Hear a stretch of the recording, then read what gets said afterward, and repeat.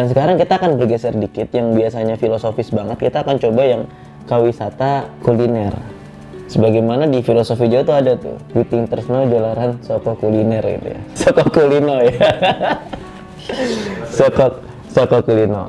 Dan sebetulnya gini, ini yang diambil hanya satu ya, itu getuk. Getuk itu teman-teman mungkin tahu semuanya ya. Getuk ada getuk lindri, ada getuk yang tidak lindri gitu ya. Ada getuk yang emang coba dicocol aja gitu dengan kelapa sama gula. Itu hanya getuk yang akan kita bahas dan nanti akan coba saya jabarkan. Dan fakta uniknya itu adalah teman-teman semuanya bolo konco. Tiap makanan tuh di filosofinya itu dia unik.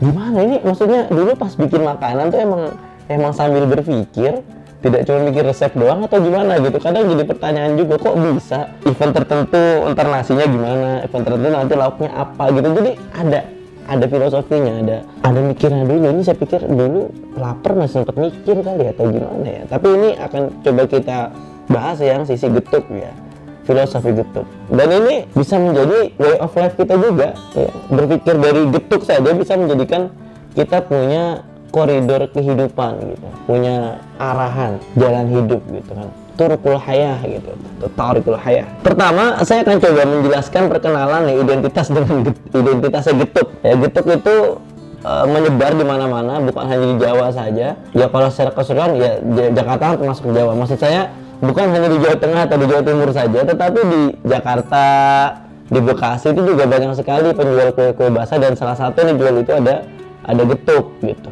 Jadi sudah menasional dia, bahkan mungkin sudah sampai internasional. Ternyata setelah saya baca-baca dia berasal dari Magelang ya, lalu menyebar ke Solo, Yogyakarta dan Jawa Timur. Nah, awal adanya getuk ya, awal adanya getuk itu ketika masa penjajahan Jepang. Nah, masa penjajahan Jepang ya, makanan pokok kita kan beras. Berasnya bukan habis ya. Berasnya sulit didapatkan secara menyeluruh.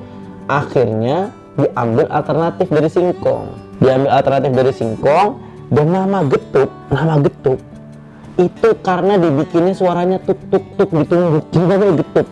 Dan enggak cuma itu. Selain diambil karena nama suara yang ditumbuk tuk tuk tuk tadi suaranya itu, getuk juga jadi semacam singkatan digeget karo mantuk. Digeget itu apa ya?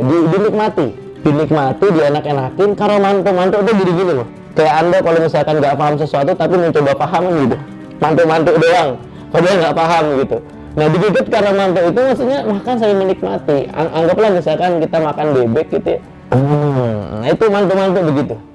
Ada gini-gini juga. Nah itu mantuk.